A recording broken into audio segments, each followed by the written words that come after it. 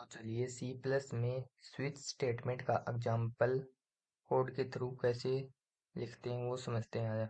Code लिखते हैं switch statement का। सबसे पहले फाइल को इंक्लूड करते हैं। हैशटैग इंक्लूड आईओस्ट्रीम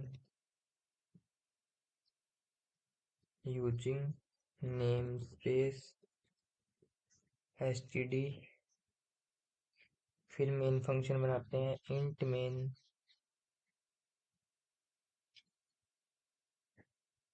सबसे पहले अपन एक डे को इनपुट में लेंगे और उससे अपन स्विच के अंदर जो केस होते हैं उनसे कंपेयर करा के एक डे का प्रोग्राम बनाते हैं। ठीक है, तो चलो डे का प्रोग्राम कैसे बनाया जाएगा। तो सबसे पहले एक वेरिएबल बना देते हैं डे नाम से। ये बना दिया। अब अपन इसको इनपुट में लेंगे यूजर से। तो सी आउट करवा देते हैं पहले एक inter A value of day. एक वैल्यू डाल दो।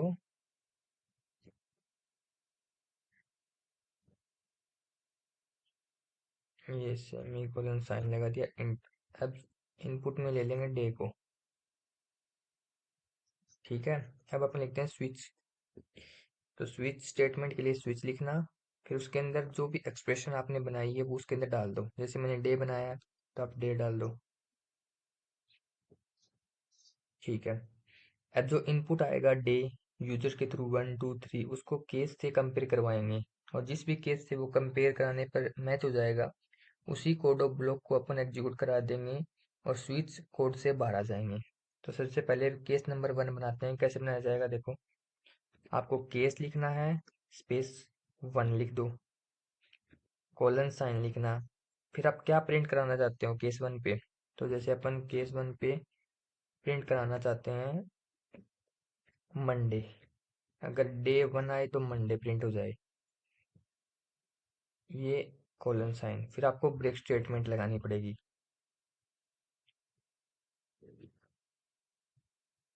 ऐसे ही केस 2 बनाएंगे अपन। अगर यूजर से इनपुट में 2 आएगा तो वो 2 आने पर अपन क्या प्रिंट करवाएंगे, ट्यूसडे प्रिंट करवाएंगे। तो केस नंबर 2 बनाते हैं। केस 2 कोलन साइन, अगर केस 2 आया तो क्या मैच हो जाए अपना, ट्यूसडे। अगर केस 2 आएगा तो अपन प्रिंट करवा देंगे ट्यूसडे को। और उसी कोड ब्लॉक से फिर बाहर ले आएंगे उसको। ठीक, ऐसे ही अपन मल्टीपल केसेस बनाएंगे। तो इसको कॉपी पेस्ट कर लेते हैं।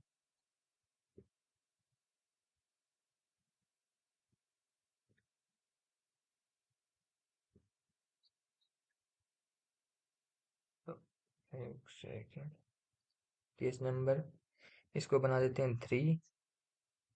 फिर इसको बना देते हैं 4। ये अपना केस 4 हो गया।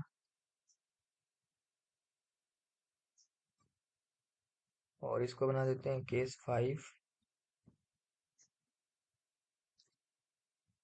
ठीक है, अब इनमें वैल्यू को चेंज कर देते हैं। जैसे केस नंबर 3, अगर केस नंबर 3 आए तो अपन क्या प्रिंट करवा दें उधर, वेडनेसडे। वेडनेसडे प्रिंट हो जाए।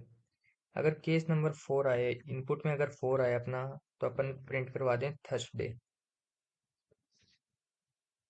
अगर इनपुट में आए फ्राइडे तो अपन फ्राइडे प्रिंट करवा देंगे। और वहां से ब्रेक स्टेटमेंट के बाद में आगे कोड ऑफ ब्लॉक एग्जीक्यूट ही नहीं होगा। फिर केस नंबर 6 बनाते हैं। केस नंबर 6 कोलन साइन सी आउट हो जाए सैटरडे। अगर इनपुट में 6 आए तो सैटरडे प्रिंट होना चाहिए। ये अपने सैटरडे डाल दिया, सेमीकोलन साइन ब्रेक स्टेटमेंट। फिर अपन केस नंबर 7 बनाते हैं। आप कितने भी केस बना सकते हो एक स्विच कोड में। तो अपन ने इसमें 7 बना दिए हैं। अगर इनपुट में 7 आए तो अपन क्या प्रिंट करवा दें, संडे। और वहीं से ब्रेक स्टेटमेंट दिखा देंगे इसको। अगर अगर मान लीजिए 7 से ज़्यादा कोई नंबर इनपुट में आया यूजर के थ्रू, जैसे 8 9 10 11 12 कुछ भी हो रैंडम नंबर, तो अपन उसको डिफ़ॉल्ट केस में डाल देंगे। तो अपन एक डिफ़ॉल्ट केस बना देते हैं इसका। अगर 1 से 7 आएगा तो ये प्रिंट हो जाएंगे केस के थ्रू। अगर इनसे ज़्यादा या कम आया तो वो डिफ़ॉल्ट केस को एग्जीक्यूट दिखा देगा। तो उनको डिफ़ॉल्ट केस हैंडल कर लेगा। तो डिफ़ॉल्ट, आपको कॉलन साइन लगाना, डिफ़ॉल्ट लिखना, फिर कॉलन साइन, फिर आपको सी आउट करवा दो उससे। जैसे अपन प्रिंट करवा देंगे कि नोट ए वैलिड डे, कि इससे ज़्यादा कोई नंबर आएगा तो ये वैलिड डे नहीं है। तो ये अपना प्रोग्राम हो गया। देखो क्या क्या लिखा है। इससे पहले अपन ने क्या किया, एक एक वेरिएबल बनाया डे नाम का। तो और उसको अपन ने यूजर के थ्रू इनपुट सी आउट करवा दिया, डे को इनपुट में ले लिया। फिर डे को स्विच केस के अंदर एज ए एक्सप्रेशन अपन ने स्टोर करवा लिया। अब जो भी डे आएगा यूजर के थ्रू, जैसे 1 आया तो केस नंबर 1 एग्जीक्यूट हो जाएगा, और वहीं से ब्रेक स्टेटमेंट है जस्ट केस नंबर 1 के बाद में ब्रेक स्टेटमेंट लिखी है अपने लाइन नंबर 11 पे। तो वहीं से कोड ऑफ ब्लॉक जो स्विच है, स्विच केस है, वहीं से उस कोड ऑफ ब्लॉक को बाहर ले ले जाएगा। तो वहां से बाहर आ जाएगा डायरेक्ट वो। जैसे अगर इनपुट में आया 2, अगर 2 आएगा इनपुट में तो सी आउट करवा देगा ट्यूसडे वो। अगर 3 आए तो 3 हो जाएगा, 4 आए तो 4 हो जाएगा, 5 6 ऐसे जो भी आएगा यूजर के थ्रू वो हो जाएगा। अगर 0 1 से कम और 7 से ज़्यादा आएगा तो वो डिफ़ॉल्ट केस हैंडल कर लेगा। तो चलो इसको एग्जीक्यूट करके देखते हैं। तो फाइल को सेव करते हैं, कंट्रोल एस, स्विच नाम से करते हैं F11। तो ये अपने से इनपुट मांग रहा है, तो इसको थोड़ा बड़ा कर देता हूँ मैं। जैसे इनपुट दिया अपन ने 3, तो अपना आ गया वेडनेसडे। तो देखो 3 नंबर पे वेडनेसडे ही है ना, देखो 3 पे वेडनेसडे ही है। और अगर अपन जैसे डाल के देखते हैं 1, यूजर ने डाला 1, तो क्या आएगा, मंडे आ गया। ठीक है। अब अपन डाल के देखते हैं कि अगर 7 से ज़्यादा कोई वैल्यू डाल के देखते हैं इसके अंदर। जैसे मैंने डाल दी 9 वैल्यू, तो क्या आएगा। तो देखो अब देखो डिफ़ॉल्ट केस सक्सेस हो रहा है।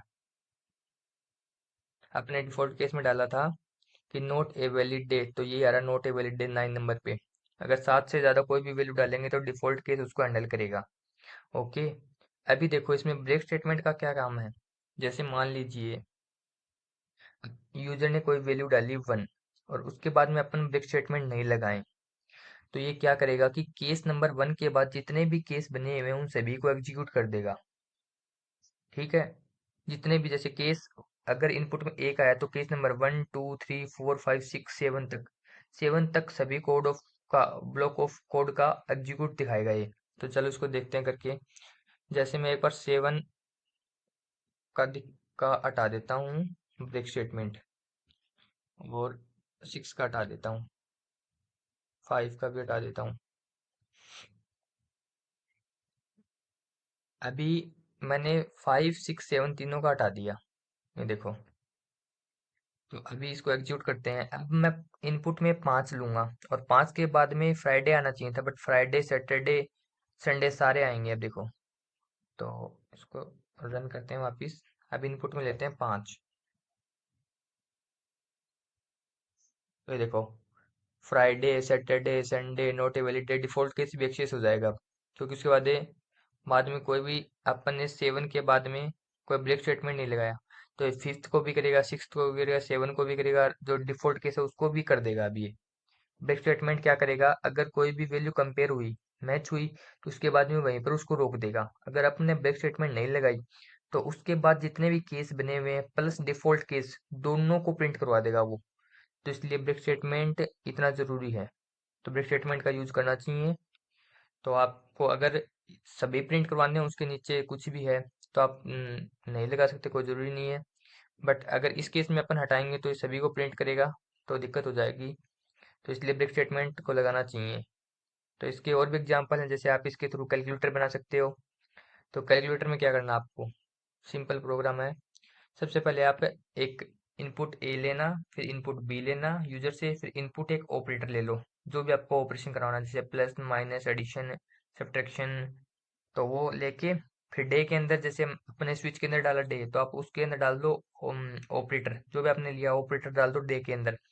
फिर केस नंबर जैसे अपने 1 2 3 दिए हैं इसमें, तो आप वहां पर केस 1 की जगह आप दे देना केस प्लस, केस 2 की जगह दे देना सब्ट्रैक्शन, केस नंबर 3 पे दे देना मल्टीप्लिकेशन, केस नंबर 4 पे दे देना डिवाइडेशन, ऐसे देख के और सी आउट करवा देना A+B। अगर प्लस में है, जैसे केस नंबर 1 पे आपने प्लस दिया है, तो सी आउट में डाल देना A+B।